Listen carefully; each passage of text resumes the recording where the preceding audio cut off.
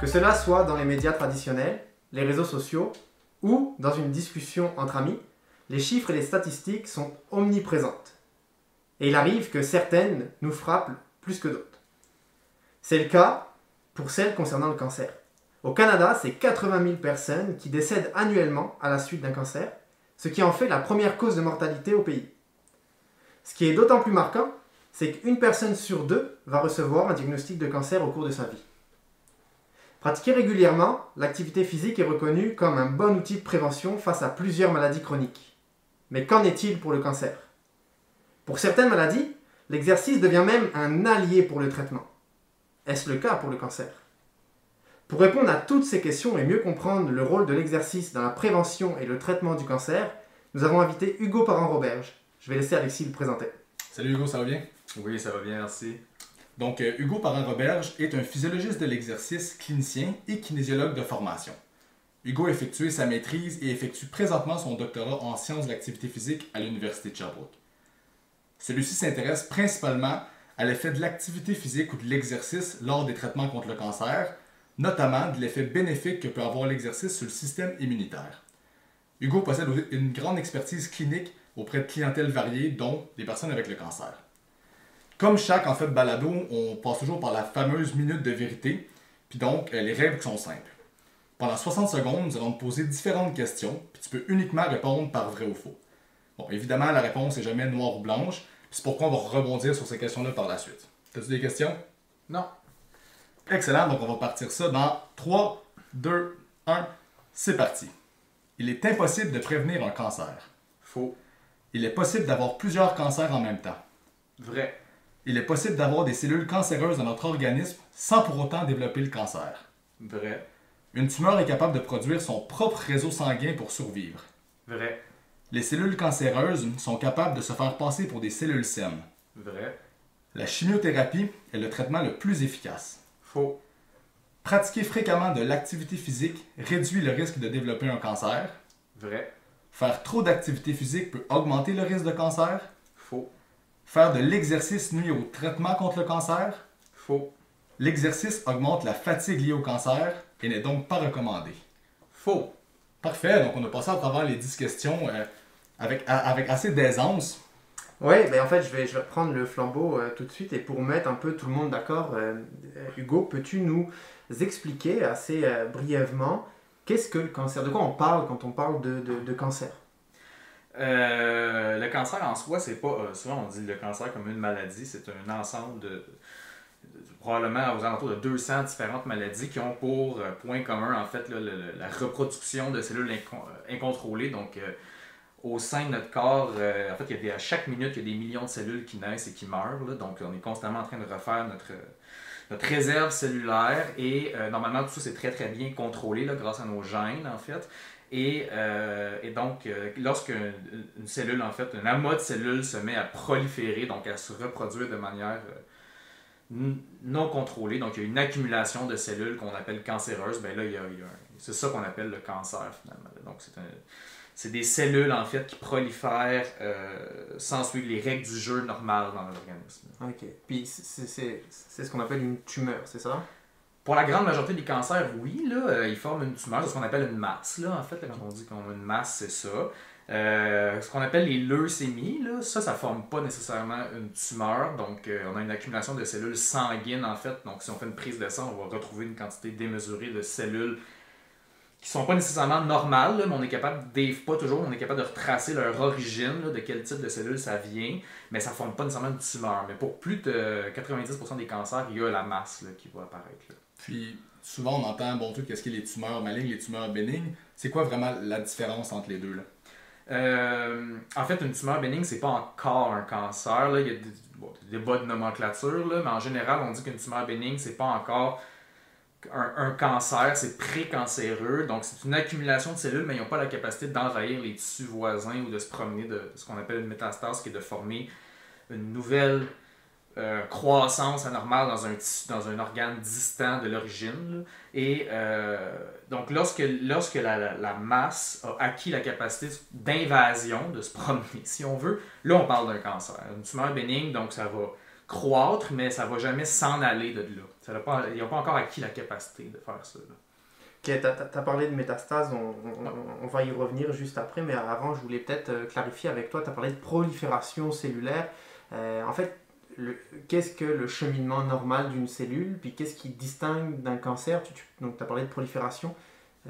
À partir de quel moment on arrive à une prolifération anarchique ou décousue un petit peu? En fait, dans la grande si on prend nos organes vitaux, là, on peut se penser les reins, le foie, le pancréas, les intestins. Il y a différents types de cellules qui sont organisées en général en couches, puis c'est assez bien organisé. Là. Donc l'organisation des cellules dans nos organes, des tissus, là, c'est assez clair, sont bien séparés. Et normalement, les cellules, il y en a qui ils peuvent vivre des mois, des années, il y en a qui vivent quelques jours. Donner un exemple, là, la surface de notre côlon, le gros intestin, là, se renouvelle à 100% à chaque semaine. Là. Donc en fait, chaque mois, en quelques jours, en moins d'une semaine, elles se renouvellent. Donc ces cellules-là, qu'on appelle les cellules épithéliales, donc c'est une forme c'est la grande majorité des cancers qui touchent les cellules épithéliales parce que c'est des cellules qui se renouvellent très rapidement. Donc elles deviennent cellules épithéliales, elles font leur travail pendant quelques jours. Dans ce cas-là, c'est généralement absorber des nutriments, produire du mucus, des choses comme ça. Et après quelques jours, en fait, elles meurent et c'est tout à fait normal. C'est donc il y a un cycle de renouvellement très fréquent. Et ça, c'est contrôlé très précisément par tous les gènes là, qui composent notre ADN. Là. Okay. Et donc, en fait, le cancer, là, c'est plus complexe que ça, mais si on veut mettre ça simple, c'est une maladie qui a ses racines dans des modifications de notre génome, là, de nos gènes en fait. Et donc, il y a des mécanismes de contrôle normal qui font en sorte qu'à un moment donné, une cellule, quand elle est entourée de ses voisines, elle ne prolifère pas. Elle a son rôle, elle est là, elle communique avec les cellules avoisinantes, les cellules en dessous d'elle, et elle reçoit des messages qui lui disent là, t'es là, tu fais ton travail. Elle ne prolifère, elle ne va pas se doubler, elle ne va pas se diviser, et éventuellement l'accumulation de dommages, de problématiques au niveau de son génome, de ses gènes, va nuire à ces freins-là, finalement. Okay. Donc, elle va proliférer. Quand on dit proliférer, simplement, c'est qu'il y a une reproduction qui devient moins contrôlée. Ok, donc c'est une affaire de génétique, si on fait assez simple, il y a une perturbation et ça amène à une perte de contrôle. Exactement. Il y a plusieurs gènes, là. Il y a des gènes qui contrôlent la croissance et la reproduction des cellules, puis il y a des gènes qui freinent ça. Okay. Et donc, ça prend des altérations sur les deux types de gènes pour que finalement il y ait une perte de contrôle, là, puis que là, il y a une croissance incontrôlée, là, puis qu'éventuellement ça finit par former une masse. Là. Ok. C'est ça. Puis un autre point que tu as abordé que je trouvais intéressant, puis j'aimerais en prendre davantage, tu parlais donc des fois le cancer devient métastatique. Donc par exemple, si on a un cancer, je sais pas, du rein, puis donc quand il est métastatique, de ce que j'ai compris dans ce que tu as dit, c'est lorsque dans le fond des cellules cancéreuses quitteraient l'endroit d'origine pour se rendre ailleurs. Puis ma question c'est, est-ce que donc, si on parle du rein, puis il y a des cellules cancéreuses qui se rendent au cerveau, est-ce que tu es rendu avec un cancer du cerveau ou c'est le cancer du rein avec métastase au cerveau? Comment ça fonctionne? C'est quoi la différence? Non, c'est un cancer du rein avec des métastases au cerveau. C'est-à-dire que chaque fois qu'une cellule se divise puis produit deux autres cellules, donc elle se reproduit, elle transfère son matériel génétique. Et s'il y a un dommage, qu'on appelle une mutation, là, dans le sens, elle le transfère aussi, en fait. Et donc, c'est comme plus il y a de division cellulaire, là, je mets ça simple, là, c'est plus complexe que ça en réalité, là, il y a des questions de probabilité, mais essentiellement, plus on augmente le risque. Là, d'ailleurs, ça explique pourquoi la grande majorité des cancers, le risque augmente à mesure qu'on vieillit, parce qu'on accumule les problématiques au fil du temps. Okay. On accumule les dommages génétiques. Parce qu'il y a eu plus de division cellulaire, en fait. Donc, c'est le risque en fait, d'endommager l'ADN puis donc de le redonner aux autres cellules a grandi plus. Exactement. Donc, en fait, c'est ça. Un cancer, ça se développe par étapes. Là, puis on peut avoir une croissance qui est bénigne, qui n'est pas encore cancéreuse, puis elle peut rester comme ça très très longtemps. Éventuellement, elle peut se résorber. Elle peut ne jamais devenir un cancer, puis éventuellement, elle peut franchir une étape puis devenir cancéreuse. Mais ça peut prendre des années. Donc, c'est pour ça que quand on trouve une tumeur bénigne, souvent, soit elle est surveillée, soit elle est retirée par une chirurgie au cas où, bon, pour éviter qu'elle devienne bon. Donc, il y a énormément de mécanismes qui, si j'en reviens à mon propos, là, qui visent à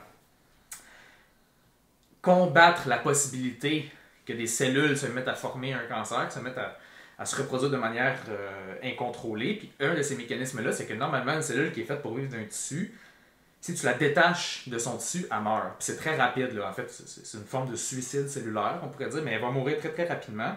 Encore plus si tu la mets dans le sang. Donc, pour qu'une cellule se promène comme ça puis se rende dans un autre organe, il faut qu'elle ait perdu énormément de ses caractéristiques qui visent à la protéger de devenir. Et donc, une cellule, par exemple, d'un cancer du rein, pour reprendre ton exemple, qui réussit à se rendre, former une métastase dans un autre organe, on avait nommé le cerveau, elle va...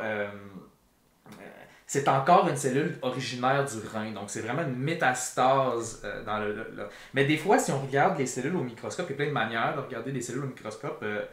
Donc, on va les colorer. Bon, on n'est même plus capable de dire ça vient d'où. Elle est tellement transformée, là, il y a tellement de transformation sur son génome que des fois, ça devient même difficile de savoir d'où elle vient. Mais on le sait éventuellement parce qu'on sait la tumeur primaire, elle était où. Ok. Ouais. Donc, en fait, si on résume, des métastases, ça ne veut pas dire plusieurs cancers. Il y a un cancer d'origine et ensuite, il y a eu des métastases. Exact. Ok. Puis, tantôt, tu avais dit, en fait, on t'a posé la question, à savoir, est-ce qu'on pouvait avoir plusieurs cancers en même temps? Tu as dit vrai, mais pour nos auditeurs, est-ce qu'il y a vraiment une distinction à faire entre le fait d'avoir plusieurs cancers puis les métastases? C'est vraiment pas la même chose. Non, pas du tout. Parce qu'en fait, on pourrait avoir...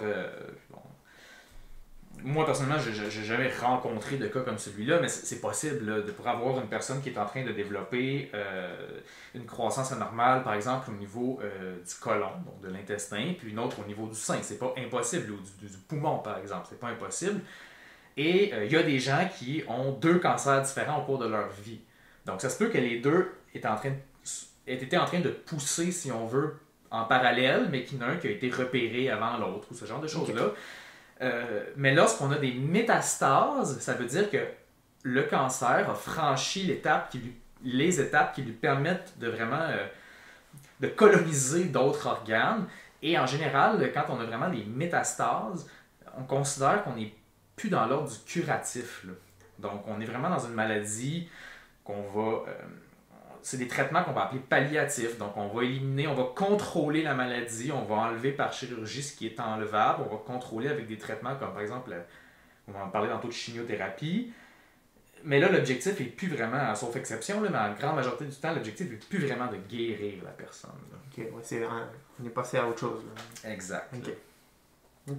Puis, donc tantôt, il y a une des questions dans les vrais ou faux. Je t'ai demandé, là, une cellule cancéreuse est capable de se faire passer pour une cellule saine. Ta réponse, je pense que c'était oui, c'est bien cela. Puis, dans le fond, ma question est la suivante. Pourquoi que le système immunitaire, ou pourquoi que notre corps n'est pas capable de détruire ces cellules cancéreuses-là qui prolifèrent et qui vont finalement créer un cancer? Donc, qu'est-ce qui fait que le système immunitaire n'est pas capable de s'en débarrasser? En fait, là, des cellules anormales, là, cancéreuses, là, pour qu'on la qualifie de cancéreuse, il faut qu'elle ait franchi, comme je vous disais, la capacité de se promener là, dans d'autres couches de tissu que la sienne. Mais des cellules transformées normales, là, il y en a tous les jours qui apparaissent, ou presque. Puis plus on vieillit, là, bon, plus il y en a là, qui apparaissent. Donc, d'un point de vue probabiliste, là, c'est pas compliqué, il y a des millions de cellules à chaque minute qui naissent et qui décèdent dans notre corps. Donc, à un moment donné, la probabilité qu'il y ait des transformations qui se transfèrent d'une génération de cellules à l'autre, elle augmente au fil du temps. Donc, en réalité, le système immunitaire, il les élimine, ces cellules-là, en grande partie. Il y a des mécanismes au sein des cellules elles-mêmes pour s'auto-éliminer quand il y a des problématiques. Si la cellule détecte des problématiques au niveau de son ADN, il y a des mécanismes qui font en sorte que normalement, des mécanismes de suicide cellulaire, si on veut. Le terme biologique, c'est apoptose. Mais si ces cellules-là, si ce mécanisme-là n'est pas déclenché, le système immunitaire les élimine. Le système immunitaire va éliminer les cellules qu'il est capable de repérer. Ce faisant, il laisse tranquille les cellules qui arrivent à échapper au cancer. Et en fait, le cancer, là, il est perçu beaucoup comme une maladie sous l'angle de la sélection naturelle. Donc, peut-être j'imagine que beaucoup de gens sont familiers avec Darwin, l'évolution des espèces, la théorie selon laquelle finalement au sein d'une espèce, les moins adaptés finissent par disparaître et les plus adaptés restent et finalement les espèces changent et s'adaptent à leur environnement. Ben, on peut voir un peu le cancer comme un phénomène similaire au sein de notre organisme, avec un paquet de cellules, elles prolifèrent. S'il y en a une qui subit une transformation sur ses gènes, qui lui donne un avantage sur les autres, ben éventuellement elle va prendre le dessus, tu sais. Puis là, ben, ses filles vont garder ce trait-là, etc. Et ben, le système immunitaire, il les élimine, là. Il est excellent, là. C'est une de ces... On pense souvent au système immunitaire comme quelqu'un qui nous comme un système qui nous protège des virus, des bactéries. Ben, ça nous protège. C'est tout aussi important en termes de protection contre le cancer et il fait ce travail-là très bien. Mais évidemment, s'il y a une cellule qui est capable de conserver une transformation qui la fait proliférer, mais qu'elle n'est pas détectée par notre système immunitaire, donc finalement elle a l'air d'une cellule normale du point de vue du système immunitaire, ben, il ne va pas l'éliminer et il n'éliminera pas non plus ses descendantes, ces cellules filles. Et donc, il y a comme une espèce de sélection qui se fait. Donc, autant le système immunitaire est vraiment un système critique pour nous protéger contre le cancer, ben autant éventuellement, il favorise quand même la survie des cellules les mieux équipées pour lui échapper, tu sais. Fait qu'au fil du temps, éventuellement, si une tumeur est composée de cellules qui sont pas éliminables, si on veut, ou qui sont difficiles à repérer par le système immunitaire, ben c'est parce que le système immunitaire a lui-même sélectionné, laissé tranquille ces cellules-là. Fait que c'est un petit peu ça, là. Ce mécanisme-là, c'est ce qu'on appelle l'immunoédition. Fait que le système immunitaire, il contribue à faire progresser la maladie, même si en réalité, la quasi-totalité des cellules anormales sont éliminées. Là. Tous les jours, là, il y en a. Là. Puis en fait, ça vient un petit peu à parler de ça. Donc tu disais des fois, bon, le système immunitaire, va finir par être pas capable, dans certains cas, donc d'éliminer le cancer ou du moins le détecter.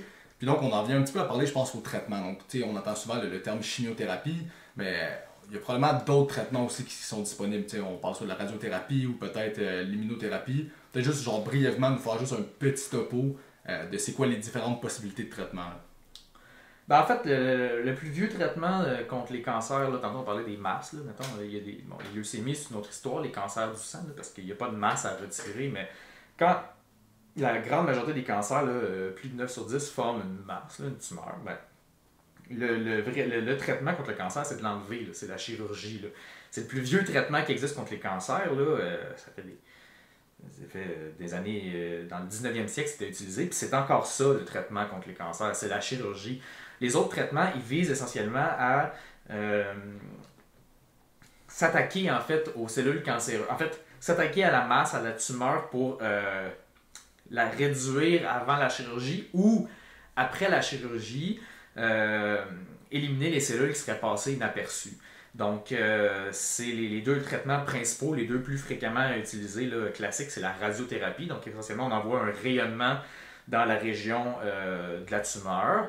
Et ce rayonnement-là, en fait, là, favorise l'élimination des cellules cancéreuses. Et la chimiothérapie, donc, c'est un médicament qu'on appelle, en fait, qui est toxique pour les cellules. Et il est toxique pour les cellules parce qu'il s'attaque, en fait, là, au mécanisme de division cellulaire. Puis comme les cellules cancéreuses se divisent de manière incontrôlée, très, très rapidement, bien évidemment, elles sont très préférentiellement ciblées là, par la chimiothérapie. Fait que là, il y en a plein de classes, il y a plein de sortes de ces médicaments-là, mais le principe est toujours le même. Là. Ça l'interfère avec la division des cellules. Là. Parfait. Puis donc, j'ai déjà aussi entendu parler de l'immunothérapie. Ça, c'est une classe différente? Est-ce que ça s'applique à tout le monde?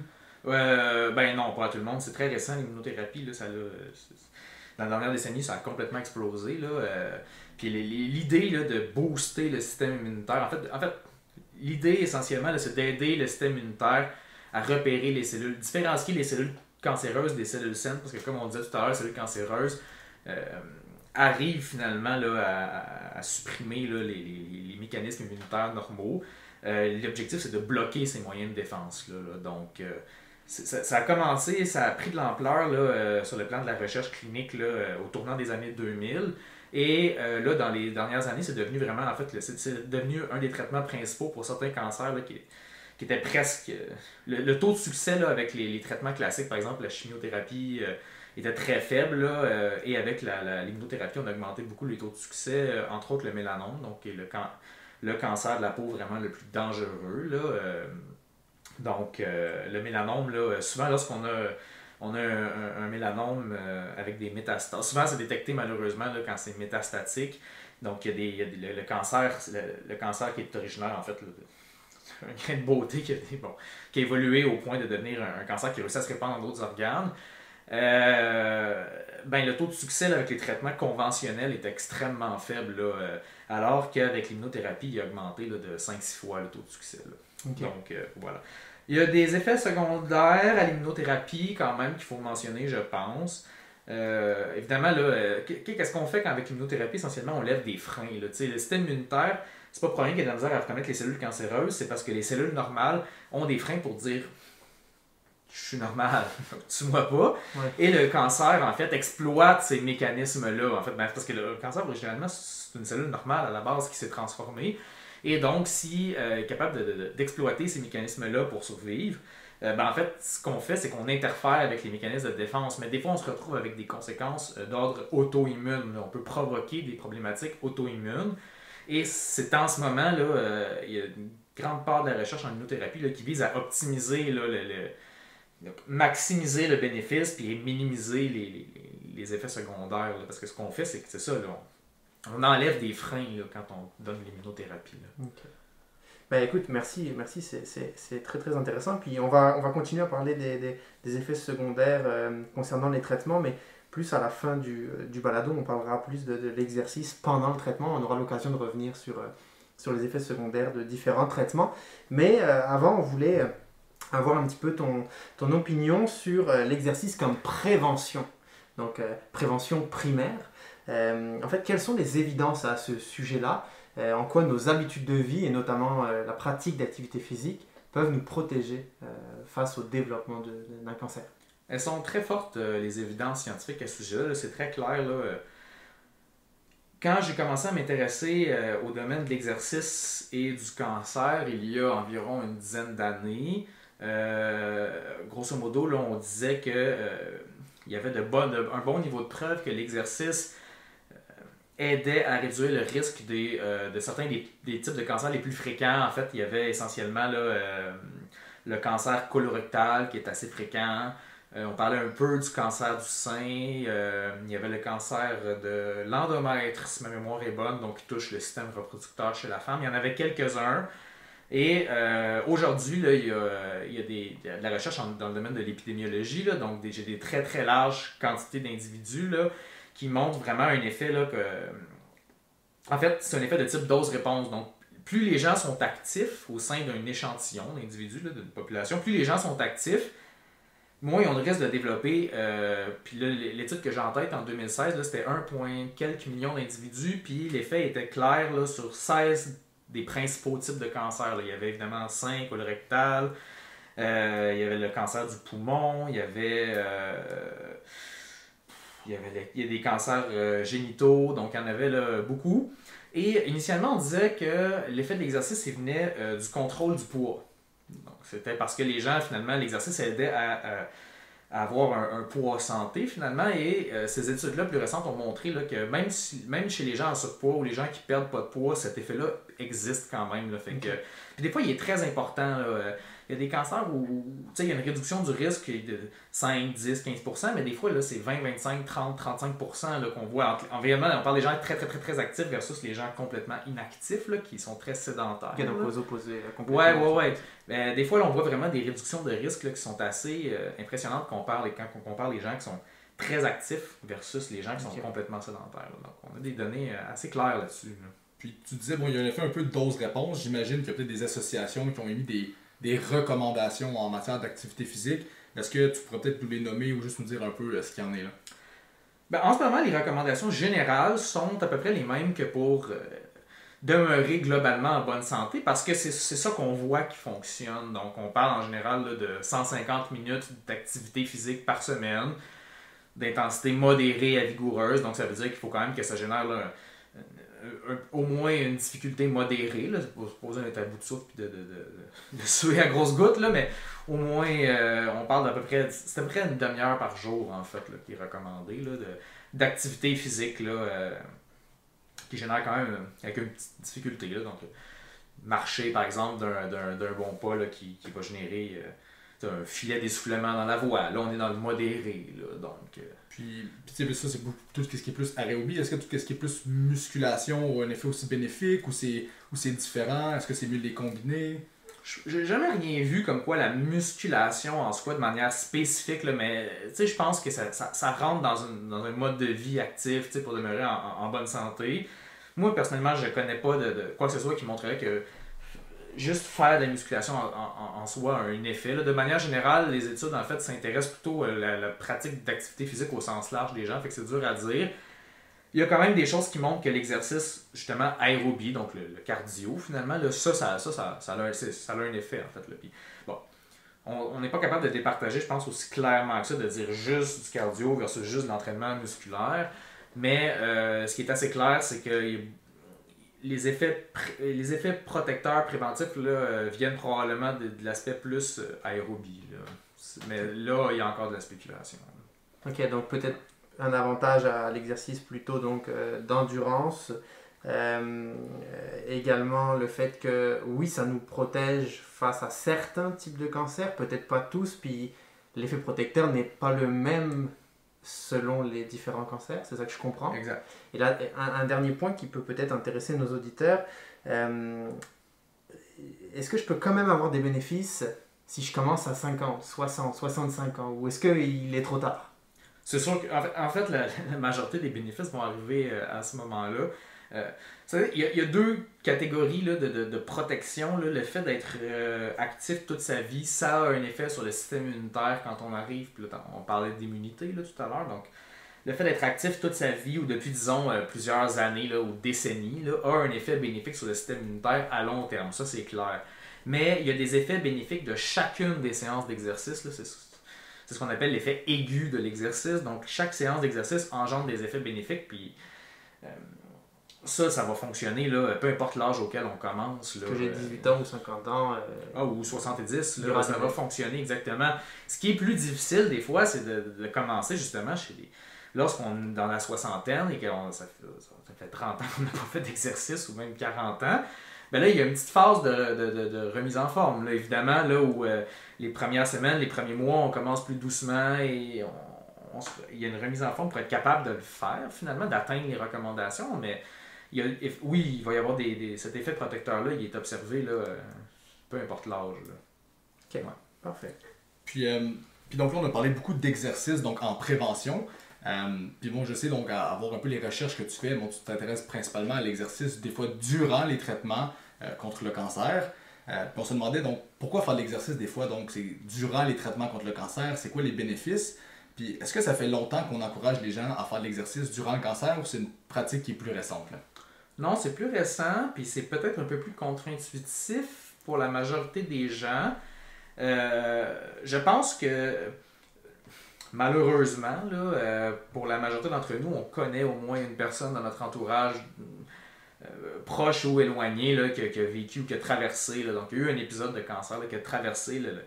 C'est un fardeau et vraiment, il y a beaucoup d'effets secondaires au traitement. Il y a la fatigue, évidemment, mais les gens, c'est pas juste d'être fatigué comme si on manquait de sommeil. Les gens se sentent écrasés, vraiment là, submergés par la fatigue.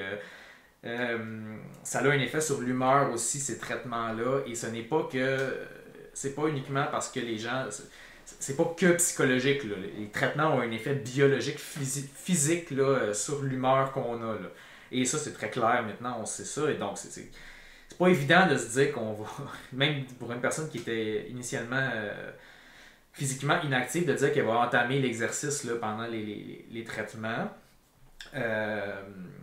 Mais c'est ça, donc c'est contre-intuitif. Moi, à ma connaissance, là, les premières études qui ont commencé à montrer que le fait de faire de l'exercice pendant les traitements aidait à réduire ces effets-là et principalement la fatigue. La première étude que je connais, c'est 1982. Donc, c'est quand même une quarantaine d'années là, dont on parle. Mais, évidemment, c'est ça la recherche scientifique. Là. La première personne qui a eu cette idée-là, je sais pas d'où ça vient, la première personne qui a eu cette idée-là, puis qui l'a testé, puis là, ça a fait de boule de neige, puis aujourd'hui, bon, mais ça fait peu de temps, puis je veux dire, au sein de la communauté de la cancérologie, là, de l'oncologie, c'est loin d'être, fait pas partie du gros bon sens nécessairement de faire ça. Alors que, par exemple, pour les problèmes de santé cardiaque, ben aujourd'hui, c'est comme, il y a personne qui se dit que l'exercice, c'est mauvais pour le cœur, tu sais. Mais, dans ce contexte-là, c'est loin d'être complètement pas ancré et pourtant la recherche aujourd'hui est très très claire là, sur les bénéfices. C'est comme un délai entre les premières recherches puis l'implantation en pratique. Exact. Okay. Et pourtant, dans les lignes directrices là, de pratique clinique, là, pour les gens qui travaillent, les professionnels de la santé qui travaillent dans le domaine du cancer, les lignes directrices sont très claires. L'exercice, c'est une des recommandations de première ligne pour lutter contre la fatigue liée au cancer. Et en termes d'intervention, c'est l'une des plus efficaces, sinon la plus efficace, là, qui se compare très avantageusement. Il y a très peu de manières de traitement médicamenteux, là, pharmacologique pour lutter contre les effets secondaires, dont la fatigue. On est capable de le faire quand on repère vraiment une source très claire. Par exemple, s'il y a des problèmes au niveau des globules rouges des gens, ce qu'on appelle de l'anémie. Donc, s'il manque d'hémoglobine, de globules rouges, ben là, on peut les traiter pour ça. Ça, c'est une source de fatigue. Mais au-delà de ça, il n'y a pas actuellement la fatigue qui touche quand même 8 à 9 personnes sur 10 pendant leur traitement. Là. Il n'y a pas grand-chose, puis l'exercice, c'est une des meilleures manières. Ça, c'est clair, ça fait partie des recommandations maintenant. Là. Puis, je me demandais, tu dis la fatigue liée au traitement. Est-ce que c'est tous les traitements qui engendrent la même fatigue ou il y a des traitements qui sont pires que d'autres qui n'en engendrent plus? Ou c'est quoi les différences? C'est surtout la chimio puis la radiothérapie, en fait, là, qui ont été traditionnellement associés à ça. Un autre type de traitement qui s'appelle l'hormonothérapie, des fois, mais c'est moins traditionnellement associé à la grosse fatigue dont je vous parlais. L'hormonothérapie, en fait, là, ça vise à interférer. En fait, il y a certains cancers qui utilisent certaines hormones comme signaux de croissance ou de prolifération. Souvent, c'est des hormones sexuelles, en fait. Là. Donc, c'est par exemple le cancer du sein. Chez l'homme, ça va être le cancer de la prostate. Donc, des organes dont les cellules, en fait, là, reçoivent des signaux des hormones sexuelles qu'on produit, donc testostérone, estrogène chez la femme. Donc, le fait de bloquer, en fait, là, ces hormones-là va aider, en fait, à combattre ces cancers-là ou réduire le risque de récidive, parce que ça, c'est un enjeu important aussi. Mais évidemment, le fait d'interférer avec le système reproducteur a des conséquences, puis la fatigue peut en être une, effectivement. Là. Mais traditionnellement, la fatigue, là, c'est beaucoup associé à radio puis chimiothérapie. Là. Ok, puis je trouve ça intéressant et je pense que là, on va arriver dans une question qui en tout cas, moi, pique ma curiosité. Est-ce que l'exercice, donc tu parles beaucoup de fatigue, est-ce que l'exercice est là pour lutter uniquement face à des effets secondaires du traitement, dont la fatigue, ou est-ce que l'exercice peut aussi avoir un effet direct sur le traitement, en améliorant le traitement par exemple? Donc je fais de l'exercice en même temps que le traitement, ça améliore le traitement. Est-ce que c'est le cas? C'est là où la recherche est rendue et il y a de très bonnes raisons de penser que oui, l'exercice aide directement à guérir, donc aide à bonifier l'effet des traitements.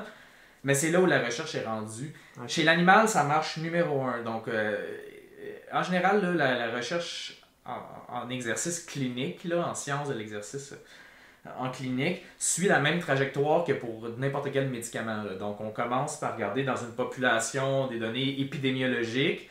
Là, on voit qu'il y a des choses qui se passent, des corrélations, des associations. On dit, les personnes qui font de l'exercice, soit ils ont moins de cancer, ou les gens qui ont eu un cancer, ils ont moins de récidives, il y a moins de cancer qui revient. Et puis ça, c'est clair, là, les associations maintenant là, sont assez... les récidives, là, ça fait moins longtemps que c'est étudié, donc il y a moins de données, mais quand il y en a, c'est assez clair. Là.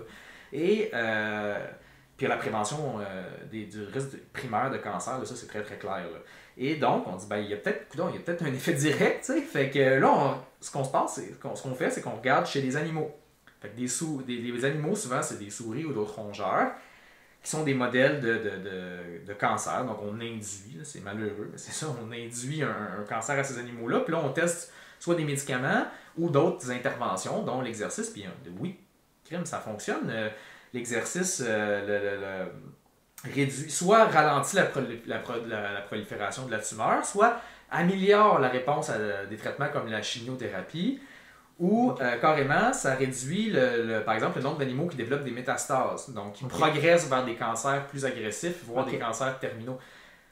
Après ça, là, il faut le regarder chez les humains, puis ça, c'est toujours l'étape la plus difficile, que ce soit en pharmacologie ou en exercice, c'est toujours l'étape, c'est beaucoup plus difficile à démontrer chez l'humain, parce que les souris, ils sont toutes sont toutes identiques, sont dans des milieux très très contrôlés, on contrôle de A à Z tous les paramètres. Chez l'humain, c'est plus complexe à étudier. On est rendu là. D'ailleurs, c'est sur quoi portent mes propres travaux, là. Donc l'exercice peut avoir un effet direct sur le traitement, un effet positif sur le traitement. Pour le moment, c'est beaucoup chez les animaux, donc il faut être prudent, faut pas trop pousser ça chez l'humain. On va attendre d'avoir plus de résultats, c'est ça que tu nous dis en fait. Exactement. Et c'est ça que tu fais. Oui, c'est ça. Donc nous, pour l'instant, chez l'humain, là, c'est préliminaire. L'hypothèse sur laquelle notre équipe travaille, c'est que ça passe par cet effet-là passe du moins en partie. Là. Donc le système, les effets bénéfices les bénéfices de l'exercice sur le système immunitaire contribueraient probablement là, à cet effet-là là, positif de l'exercice anti-cancer. Là. C'est ce qu'on pense. Il y a d'autres hypothèses, là, puis il y a des équipes qui travaillent sur toutes ces hypothèses-là. La réalité, c'est que c'est peut-être un peu de tous ces mécanismes-là finalement qui contribuent. Là. Ben oui, là, puis il y a un essai clinique, entre autres, là, qui a démarré il y a quelques années là, à travers plusieurs pays dans le monde qui vise à recruter là, pas loin de 1000 personnes. Puis il y a un centre à Montréal qui participe là-dessus. Puis donc là, on regarde vraiment là, des gens traités de mémoire, c'est le cancer de la prostate, là, et ils regardent les gens qui sont traités, qui font de l'exercice en même temps, comment va évoluer là, leur cancer. Donc là, il commence à y avoir vraiment ce qu'on appelle des essais cliniques, là, donc des études. Comme ça se fait dans le domaine du développement des médicaments, ben, il commence à y avoir des études similaires là, avec des échantillons assez larges là, qui regardent les effets de l'exercice en parallèle là, sur les retombées médicales. Là. Puis c'est super intéressant. Puis tu sais, on parle beaucoup de l'aspect bénéfique donc de l'exercice avec le cancer. Par contre, est-ce qu'il y a... c'est quoi les recommandations pendant le traitement? Puis est-ce qu'il y a des risques? Donc est-ce qu'on peut trop en faire durant le traitement ou est-ce que c'est une dose réponse, je peux en faire comme que je veux? Tu sais, juste nous parler un peu, nous clarifier la situation. Ben pour l'instant, la recommandation générale, elle est la même. C'est-à-dire que la recommandation d'essayer de cumuler au moins 150 minutes par semaine. En fait, la recommandation, là, elle vise les personnes qui voudraient débuter de l'exercice pendant leur traitement. Donc, l'idée, la recommandation, c'est de viser ce qui est recommandé pour la population générale. Donc, il n'y a pas besoin d'en faire moins, on peut même en faire plus que les 150 minutes. Là. Mais c'est de commencer doucement et de se fier à ces signes et symptômes, comment notre état, comment on va. Les gens qui ont reçu des traitements contre le cancer savent que l'état fluctue au fil du temps, c'est inégal. Quand on vient de recevoir une dose de chimiothérapie, on va plus mal la semaine après. Des fois, c'est beaucoup plus mal. Donc là, en général, c'est pas là où on va être très, très, très actif, mais on reprend graduellement. Donc, il faut s'adapter. Puis d'un cycle de traitement à l'autre, ben, on est capable d'augmenter la quantité. Les recommandations, après ça, c'est ça, sont générales. Mais pour les gens qui étaient déjà actifs physiquement, qui s'entraînaient, par exemple, avant un traitement, ben, la recommandation, c'est d'essayer autant que faire se peut de maintenir ce qu'ils faisaient déjà. Ce qui veut dire qu'on n'a pas vraiment d'effet de plafond pour ces gens-là. Là. Par exemple, on peut dire à quelqu'un qui s'entraînait 3, 4, 5 heures par semaine, du moment où il y a un diagnostic de cancer, il faut que tu arrêtes ça, il faut que tu tombes à 150 minutes par semaine. Non. La recommandation, c'est de continuer à faire ce qu'il faisait dans la mesure de ses capacités, évidemment, parce que la réalité, c'est que ça se peut très bien qu'il n'y ait pas le choix avec son niveau d'énergie, puis il n'y a pas le choix de réduire. Et là, on rentre un petit peu dans le rôle justement des professionnels comme le kinésiologue qui peuvent accompagner les gens et les aider. Voilà. Donc, c'est ça les recommandations là, générales. Après ça, il y a de l'individualisation.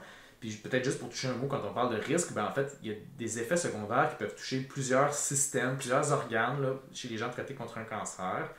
Je peux vous donner un exemple typique. Là. Si éventuellement une personne a un cancer avec une métastase qui pousse dans ses poumons, bien évidemment, au niveau respiratoire, cette personne-là est affectée. Donc là, il y a comme un aspect plus spécifique à la recommandation d'exercice que cette personne-là va recevoir.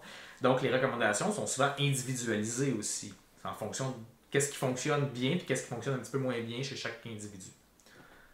Donc en fait, c'est très très intéressant parce qu'on va terminer sur ça. Tu as parlé du kinésiologue, tu as parlé de motivation, de fatigue. En fait, on parle de cancer, on parle de traitement, de fatigue. Bref, il y a beaucoup de mauvaises nouvelles autour de tout ça. Et je voulais t'entendre par rapport à savoir comment trouver la motivation pour aller faire de l'exercice et quel est le rôle du kinésiologue dans tout ça. Et finalement, toi, c'est de la recherche que tu fais, mais en même temps, tu es kinésiologue, donc donne-nous un petit peu ton avis et comment tu vois les choses. Ben, d'un point de vue pratique, j'en ai quand même vu là, certaines personnes. Donc, j'en ai accompagné plusieurs personnes atteintes de différents types de cancers, que ce soit des participants de recherche ou à l'extérieur en pratique privée. Là. Et ben, en général, les gens qui sont motivés ont l'envie de contribuer à leur bien-être, puis à leur guérison. Donc, je pense que c'est ça beaucoup. C'est des gens qui ont envie de proactivement prendre part à leur bien-être puis au succès de leur traitement. Mais c'est pas facile parce qu'effectivement, le niveau d'énergie fluctue, l'humeur peut fluctuer, et ce n'est pas. C'est biologique tout ça. Là. Donc, c'est pas facile, mais souvent, c'est ça que moi j'ai observé, les gens qui étaient. C'était une motivation forte à dire. C'est un événement de vie. Là. C'est un événement qui transforme une vie. Là, traverser un épisode de traitement contre un cancer, ça change une vie. Et il y a des gens qui ont déjà été actifs des années auparavant et qui voient ça comme l'occasion de repartir, ou des gens qui n'ont jamais été actifs mais qui voient ça comme une occasion là, de changer des choses dans leur vie. Et je pense que c'est ça, en tout cas moi comme kinésiologue, c'est ça que j'accueille. Là. Je suis là pour justement aller au rythme des gens. Des fois, la motivation peut être plus difficile, donc là c'est d'encourager évidemment les gens. Puis des fois, c'est plutôt de leur dire, peut-être qu'on va aller un petit peu moins vite. Tout à l'heure, je donnais l'exemple des problématiques respiratoires, des gens qui ont des métastases. Laisse le temps à ton corps de t'adapter parce que ça va peut-être un petit peu moins vite que dans ta jeunesse ou quand tu n'avais pas de problématique. Donc, on va y aller au rythme. Donc, notre rôle, c'est d'une part, c'est d'encadrer justement là, la progression, d'aider les gens à mieux se connaître en fonction de leurs signes et symptômes, mais aussi en fonction de ce que nous, on mesure. Donc, quand on travaille avec des gens, on regarde justement là, leur fréquence cardiaque, donc leur pouls, on regarde leur pression sanguine, leur pression artérielle.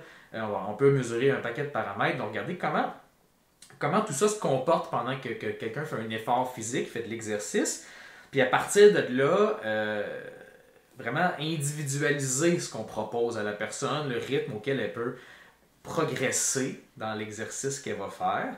Et évidemment, là, j'ai donné les recommandations générales, mais il y a des recommandations aussi plus spécifiques. Donc, s'il y a des gens qui ont des problèmes osseux, on en tient compte quand on recommande ou on ne recommande pas tel mouvement, tel exercice. J'ai parlé des poumons, mais le cœur peut éventuellement être affecté. Il y a un paquet de choses là, dont on tient compte. Donc, on tient compte du dossier de l'historique médical de la personne. Des fois, ils ont d'autres problèmes de santé dont il faut tenir compte aussi. Puis, un des rôles qui est important, c'est d'être en communication avec l'équipe de soins de ces gens-là. Donc, on échange avec les gens et à travers tout ça, donc on accompagne les gens autant sur le plan de la motivation que sur le plan d'individualiser les recommandations d'exercice là, pour tenir compte de l'ensemble de l'état de la situation. Là. C'est pas mal ça. Écoute, en fait, merci beaucoup. Alexis, as-tu quelque chose à rajouter? Non, je pense que ça faisait un beau topo, c'était parfait. Hugo, as-tu un dernier mot de la fin, quelque chose qu'on n'a pas abordé ou un petit message en plus? On a quand même parlé de beaucoup de choses, mais je pense que le message clé, c'est ça, c'est d'intégrer l'idée que l'exercice, l'activité physique, c'est vraiment, maintenant c'est plus qu'une recommandation, c'est très clair là, que ça l'aide énormément les gens qui traversent un cancer, ça l'aide à prévenir les récidives quand ils en ont eu un et tout ça. Et c'est quelque chose qui est perçu plus souvent comme contre-intuitif en comparaison de l'exercice chez les gens qui ont eu des problèmes de cœur ou des choses comme ça, parce que ça fait moins partie, je pense, du sens commun, mais je pense que c'est ça qu'il faut intégrer là, comme idée, puis il y a des kinésiologues, mais il y a d'autres professionnels de la santé qui sont là aussi pour aider, là, donc ces gens-là ne sont pas tout seuls, là, donc je pense que c'est ça là, le message clé là, qu'il faut bien intégrer. Là. Ben écoute, tu viens de me couper l'herbe sous le pied, j'avais une conclusion, une synthèse à faire, tu l'as très bien fait, donc autant prévention que traitement. L'exercice pendant le traitement a plusieurs effets, notamment des effets positifs face à la fatigue, et tu nous as dit aussi que l'exercice pourrait avoir un effet positif directement sur le traitement, mais qu'il faut être prudent quand même. Il y a encore d'autres études qui sont nécessaires pour... C'est très probablement vrai, mais à mesure que la recherche progresse, on va être capable non seulement de voir à quel point l'exercice peut aider au traitement, mais aussi de quelle manière est-ce qu'on peut l'utiliser. Donc, est-ce que c'est vrai si on le combine plus avec le traitement A, B ou C. Donc, il y a peut-être un effet synergique plus fort avec certains traitements. Donc là aussi, il y a de comprendre tous ces aspects-là avant donc là, c'est vraiment là où la recherche est rendue. Ok, ben encore merci Hugo pour tes explications. Ben, ça fait plaisir. Donc, encore une fois, merci, comme Thomas l'a dit, merci pour les explications. Merci d'avoir pris le temps de discuter avec nous. Donc, j'invite tous nos auditeurs à nous suivre tant sur Facebook, Instagram et YouTube à Explique Balado, en espérant vous revoir au prochain Balado Explique.